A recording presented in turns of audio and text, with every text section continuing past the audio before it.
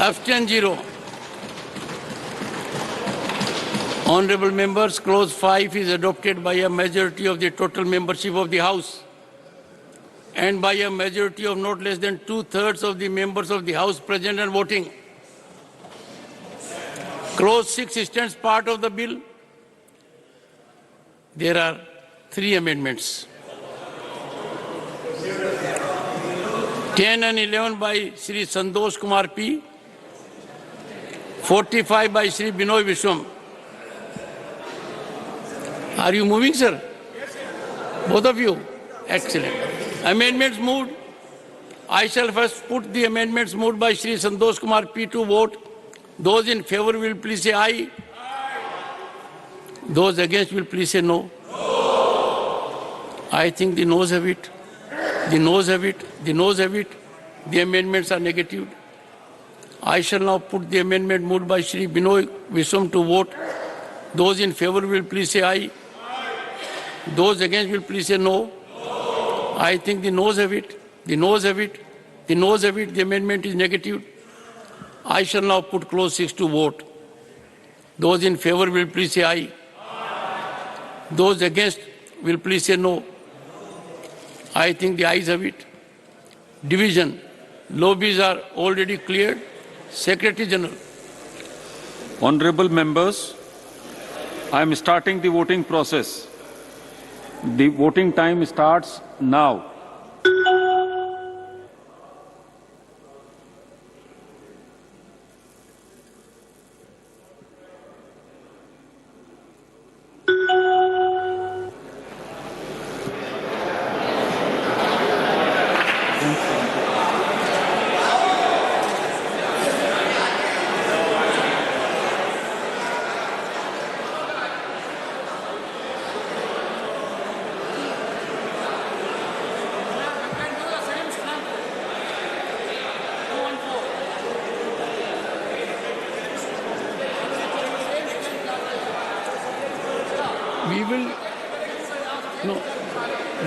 We will discuss changes after this, tomorrow, day after. We'll discuss.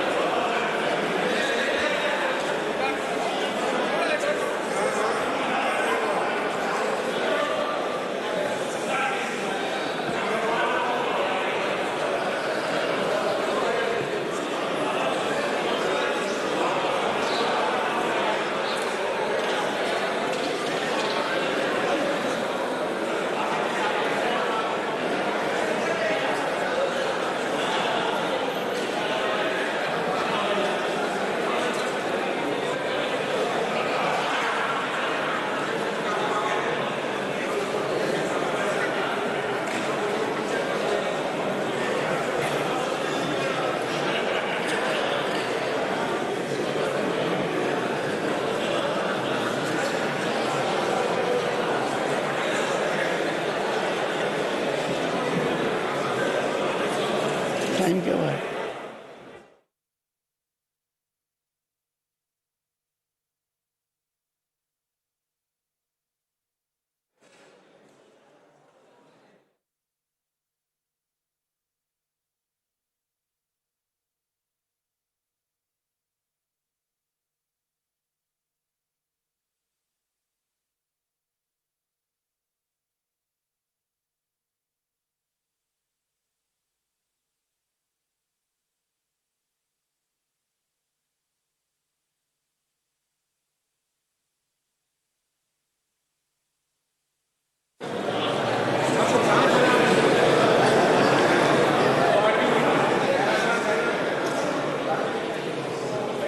All right, so those proceedings are underway there in Rajya Sabha, the clause-by-clause amendment being taken up there in Rajya Sabha. Grand celebrations, of course, have been planned by the government, by the party as well. The Prime Minister will be meeting all women MPs and, of course, grand celebrations at the main gate of the Parliament as well. A historic moment indeed that after 13 years of being pending in Parliament, the Women's Reservation Bill has been passed with complete unanimity, complete consensus in both the houses. That's most critical. In Rajya Sabha, of course, with 0 noes and 0 abstentions. the fact the Modi government could get together all the parties across ideological lines, across the spectrum, to agree on the women's reservation bill and come together and get it passed. Of course, the Home Minister tweeting that where there's a will, there's a way. The Prime Minister saying we are ushering in a new era of women-led development and increased women participation in polity. Sumaria, of course, as we were discussing, you've been covering this for years now, and this is something that's been a long-standing demand of women across party lines. And many have said that, there was no political will to actually get this legislation passed, because for many it would be like signing off their death warrant, because they would have to give up their seats. But it has been quite a journey. Yes, absolutely. But let me bring in Sunil Prabhu, who has tracked this legislation for years in Parliament. Sunil, your thoughts on this day? It's historic, and you have seen history unfold. Absolutely, it's a great day. It's a great moment for women's movements, for women leaders, for various people who have been talking about political representation. I think this is a great day for India. And why is it so great? Because I was there in Parliament in 1996, and I remember the late Geeta Mukherjee, who was really struggled to get bipartisan support at that time, and it looked like virtually done when, of course, Mr. Sharad Yadav and the other leaders at that time decided to not support it, and that's the reason for why it's been a struggle. It's been a struggle because India had coalition politics.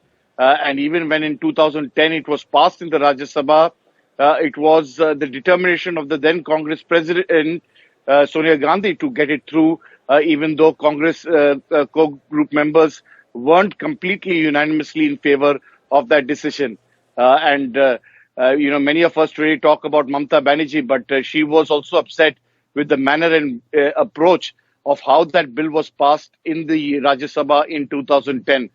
So it is definitely a huge historic moment for women's leaders, for women movements, to see bipartisan support.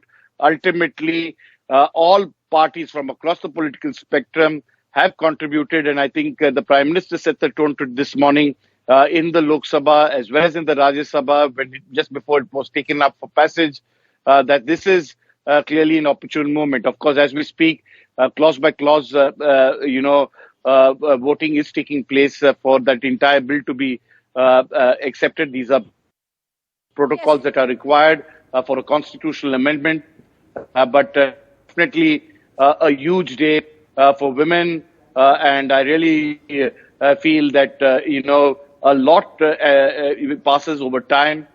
Time is a healer. Today, to get unanimous support without marshals being brought in and being able to pass this bill is definitely a huge occasion.